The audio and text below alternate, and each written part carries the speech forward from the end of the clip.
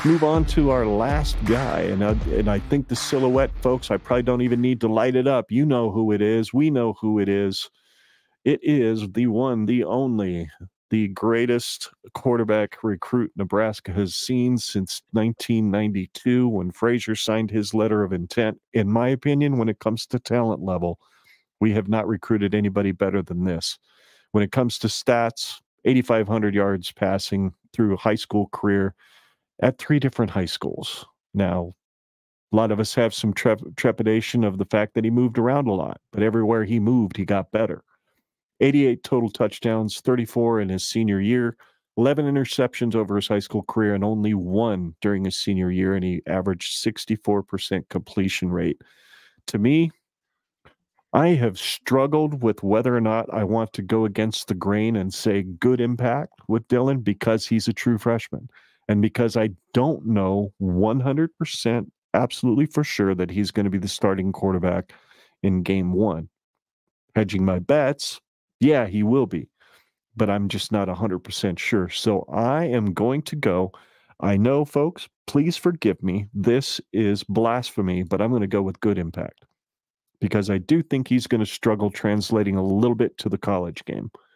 He was probably going to throw 11 interceptions in his freshman year. That's what I'm betting on. But I also think he has the potential to throw 34 touchdowns in his freshman year as well. So I'm going to say good impact simply based on touchdown to interception ratio. And if he proves me completely wrong, trust me, I will be the happiest fan on the planet to say I was completely wrong about this. He did make the most impact on that offense when it comes to playing on the field of play. So, yeah.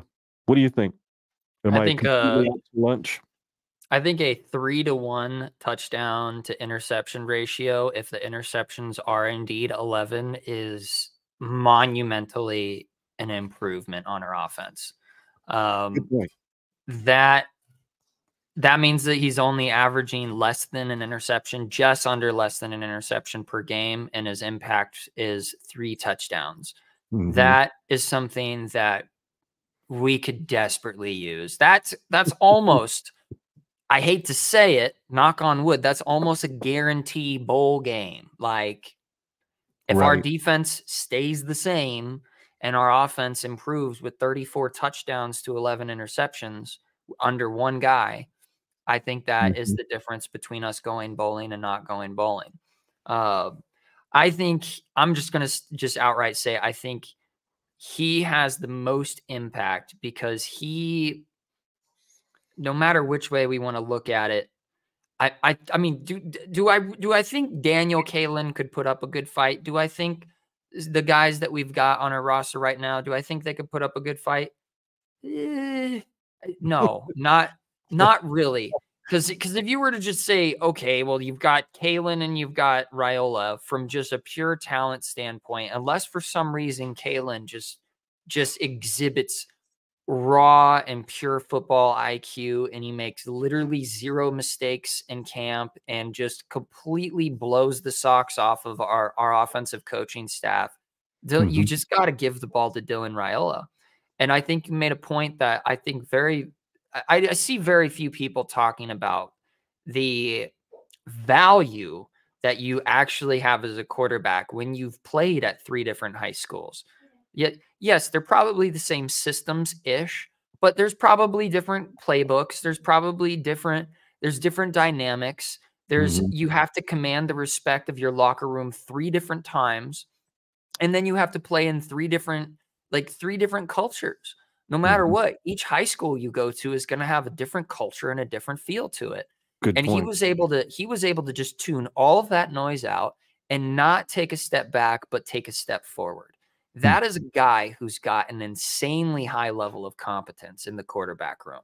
And I don't think that you can look at it any other way than a guy who can just show up somewhere and make a difference. And yes, the quarterback or the competition going from high school to college is something that you can't remiss. But I can't argue with the experts when all of the experts are saying this man can literally seamlessly transition to Power 5 play with little to no hiccup. Like, it's not every day you have football experts saying that. They said that about Trevor Lawrence, and they were correct. They've said God, that. will they ever? Yeah. Yes. They've said that about multiple guys that have all panned out. Yes, they've said it about a few guys that didn't pan out, like JT Daniels. They said that about him. But he's like one of the only true flops in the last decade that you can look at where all the experts were just completely wrong. That I don't think that's on the experts. I really think that was an individual thing for Daniels, but that's neither here nor there. But I think that Raiola is one of those guys that is the paradigm shifting impact in this program. Hopefully he stays. I hope he stays. I think he will. In the era of the transfer portal, it's not out of the question that he shows up, makes a huge impact, and then goes and takes a $6 million bag from somewhere else. I don't know. I hate to be that cynical about it, but it just is what it is. I can't help but like have that creep into my mind every once in a while. But no matter what, 2024 is his year to show up and do something. And I think he does. I think he shows up, and I don't think he goes and like just blows the freaking wheels off. I don't think he ends up in a Heisman conversation per se, but I do think that he becomes a game manager. I think he gets his shit rocked a few times, but he bounces back and he makes sound and timely decisions more often than not.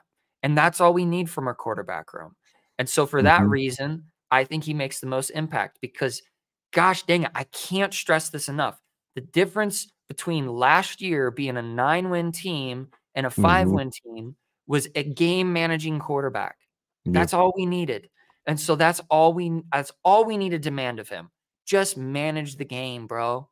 Just relax. You've been here before. This ain't no thing. Just do your thing, man. Like that's what he needs.